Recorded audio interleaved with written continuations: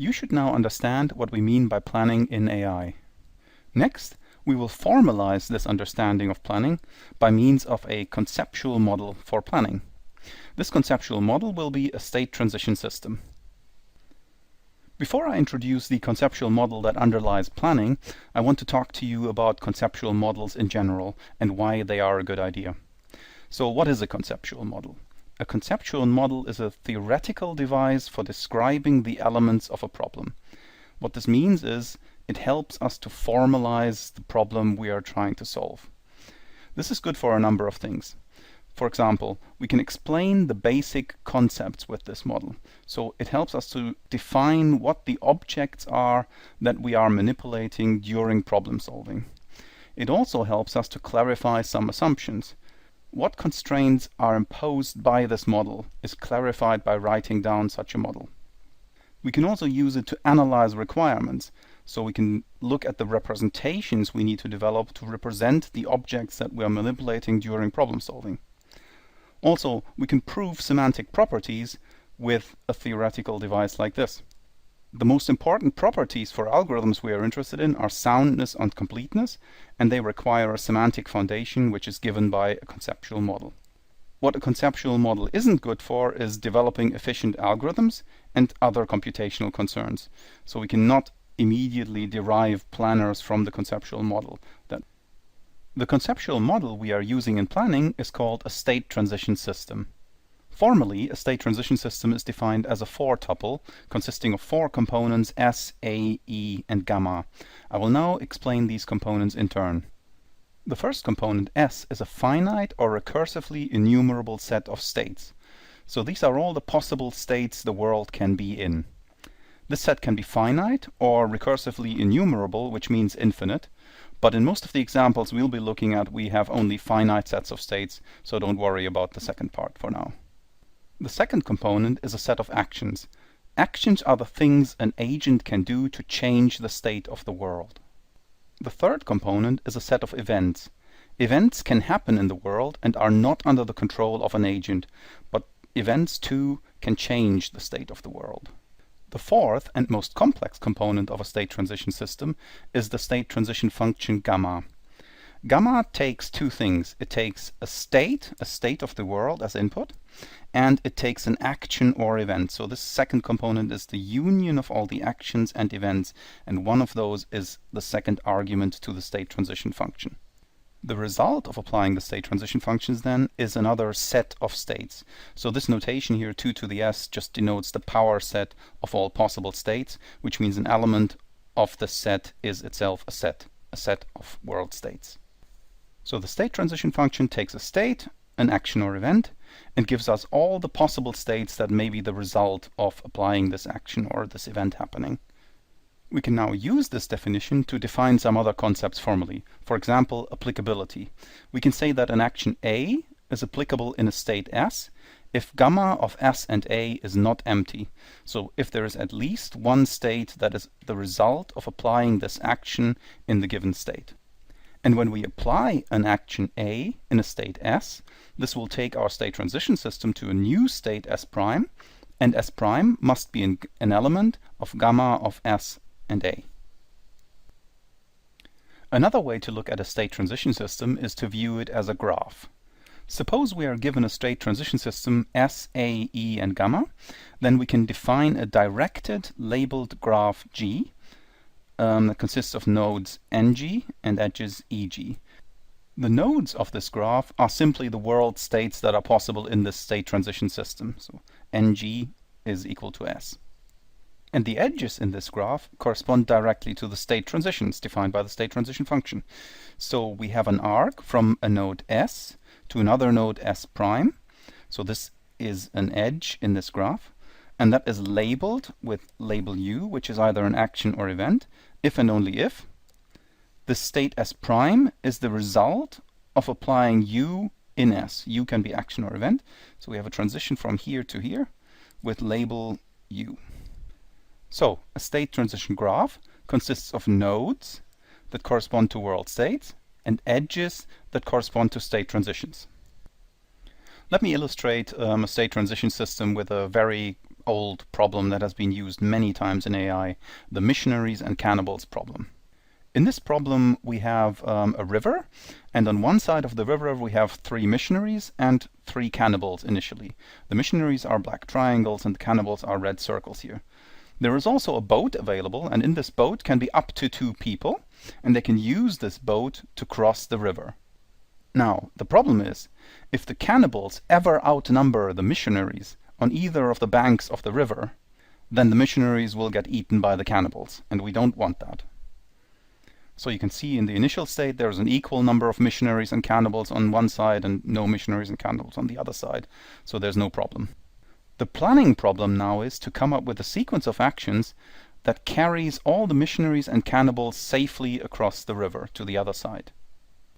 This system can be described by a state transition system.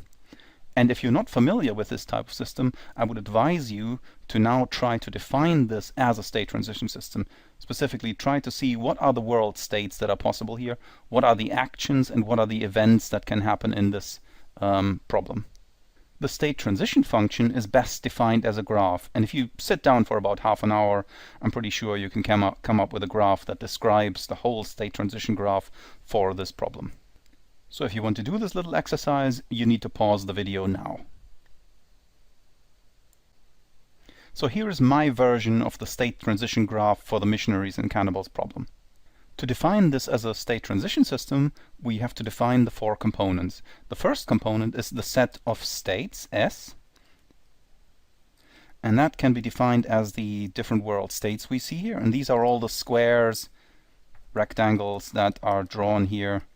There are 16 different world states, and they're denoted by these rectangles. So this is the initial state, as we've seen in the previous slide, where all the missionaries and cannibals are on the left-hand side of the river.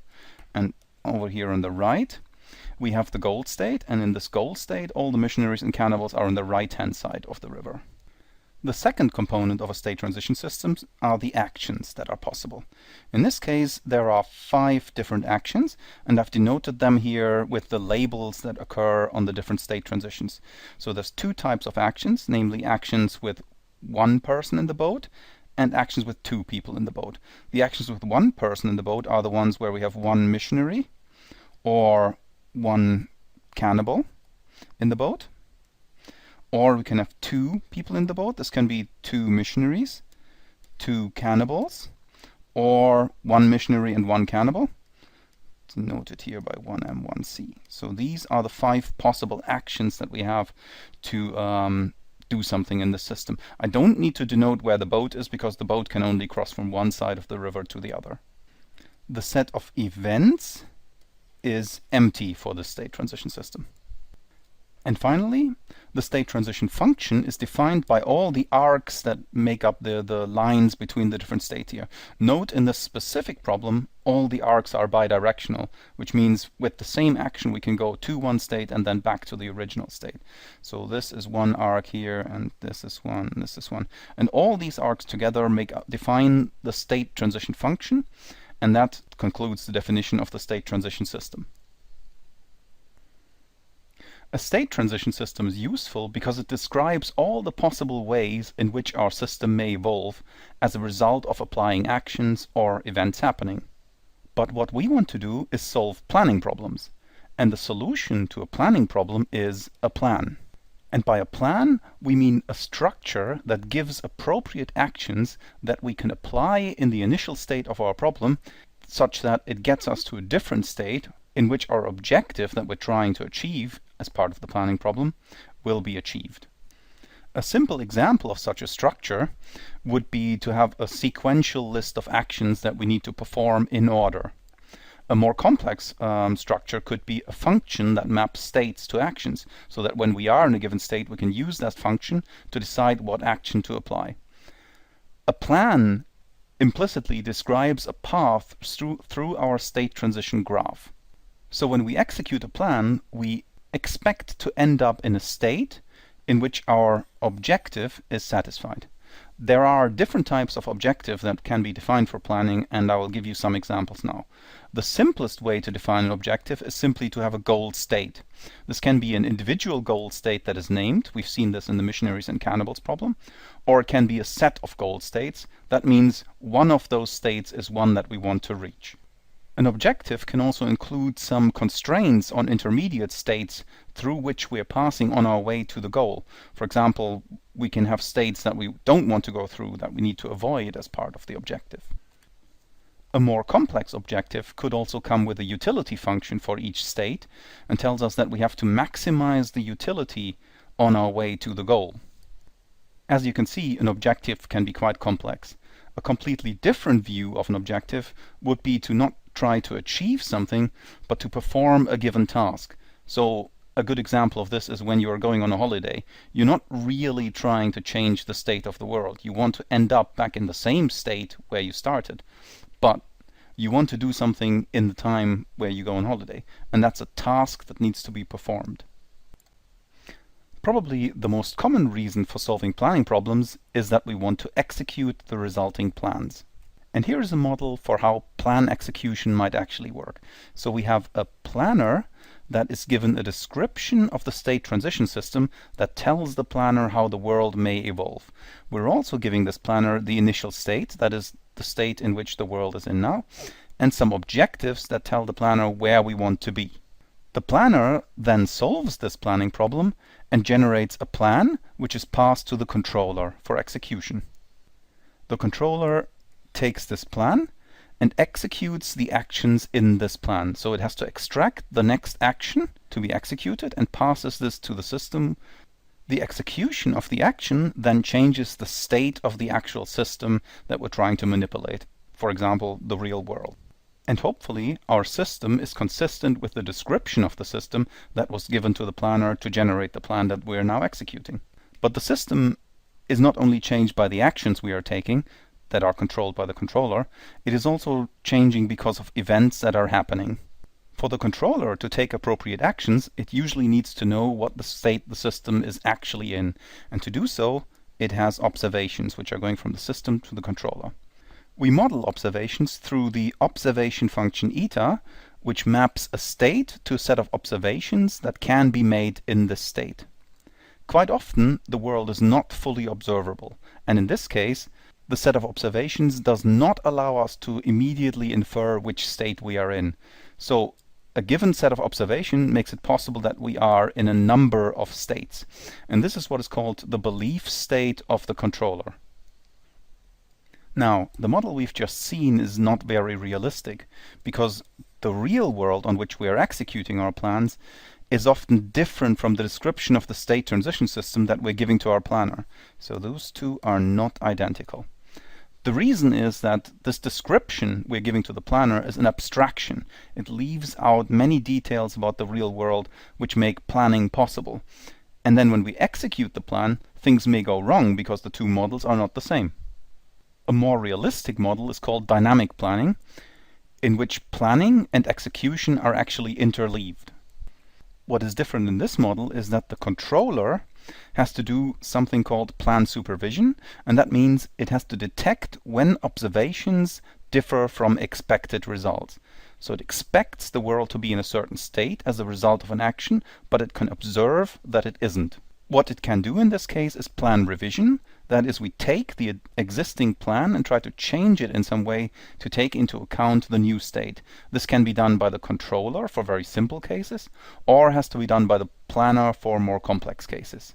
In this case, the controller has to pass an execution status back to the planner so that the planner can generate a new plan that is passed to the controller and that takes into account the change that has happened. In the worst case, the planner will have to replan, that is, it will have to create a completely new plan from scratch for the given problem. Dynamic planning then closes the loop between the planner and execution by passing back the execution status to the planner for replanning or plan repair.